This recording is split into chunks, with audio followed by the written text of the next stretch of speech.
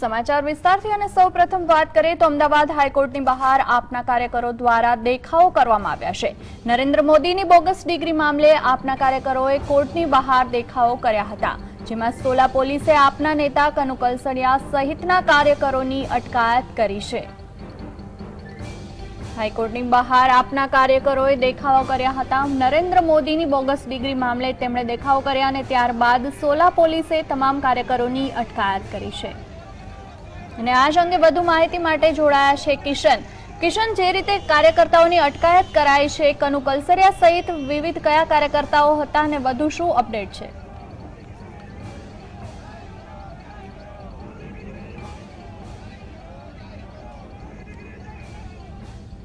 લાગે છે કે અમારા સંવાદદાતા સાથે સંપર્ક થઈ શક્યો નથી। મોદીના ડિગ્રી મામલે આપના કાર્યકર્તાઓએ દેખાવો કર્યા છે, સાથે જ પોલીસે કાર્યકર્તાઓની અટકાયત કરી છે અને આ અંગે જોડાઈ ગયા છે અમારી સાથે કિશન, શું છે અપડેટ?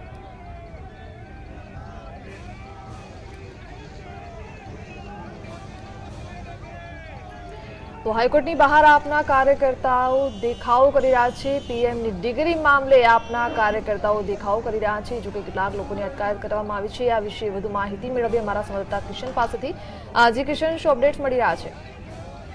જી, આપણને જણાવી દઉં કે જે ગુજરાત હાઈકોર્ટ છે ત્યાં આમ આદમી પાર્ટી દ્વારા આજે દેખાવો કરવામાં આવ્યા હતા કે જે નરેન્દ્ર મોદીની જે ડિગ્રી છે તેને લોકો સામે લાવવામાં આવે, આ અંગે આરટીઆઈ પણ કરવામાં આવ્યા હતા। તેનો પણ આરટીઆઈ દ્વારા પણ કોઈ જવાબ ન મળતા અને હાઈકોર્ટે પણ અગાઉની જે સુનાવણી હતી તેમાં સ્ટે મૂકી દીધો છે। એવા સમયે જે આમ આદમી પાર્ટીના જે ગુજરાત પ્રદેશના જે કાર્યકર્તાઓ છે તેમની માંગ છે કે નરેન્દ્ર મોદીની ડિગ્રી છે તેને જાહેર કરવામાં આવે, લોકો સમક્ષ લાવવામાં આવે, જેને લઈ અને આજે દેખાવો કરવામાં આવ્યા હતા। 35 થી 40 જે કાર્યકર્તાઓ છે તેઓનો દેખાવ દરમિયાન પોલીસ દ્વારા અટકાયત કરવામાં આવી હતી। જી બિલકુલ કિશન, સમગ્ર માહિતી આપવા બદલ આપનો આભાર।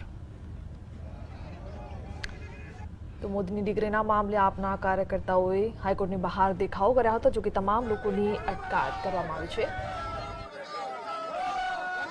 માંગણી કરી રહી છે કે નરેન્દ્ર મોદી પોતાની ડિગ્રી જાહેર કરે। નરેન્દ્ર મોદીએ એમની પત્ની માટે પણ જાહેરાત 12 વર્ષ પછી કરી। પોલિટિકલ કરિયરમાં આવ્યા પછી 12 વર્ષ એમને પત્ની વિશે બી બતાવતા થયું।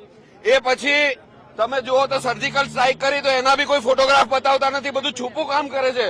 અને આજે આખો દેશ એમનાથી એમની ડિગ્રીની એક કોપી માંગે છે, એ સાર્વજનિક કરતા નથી। તો બધું છૂપું કામ છે, બધું ગોટાળાવાળું કામ છે, બધું કૌભાંડી કામ છે।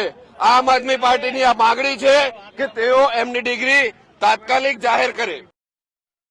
અને જ્યારે કોઈ પણ આરટીઆઈ ના જરીએ માંગે ત્યારે એ માહિતી આપવામાં યુનિવર્સિટીને શું વાંધો હોઈ શકે?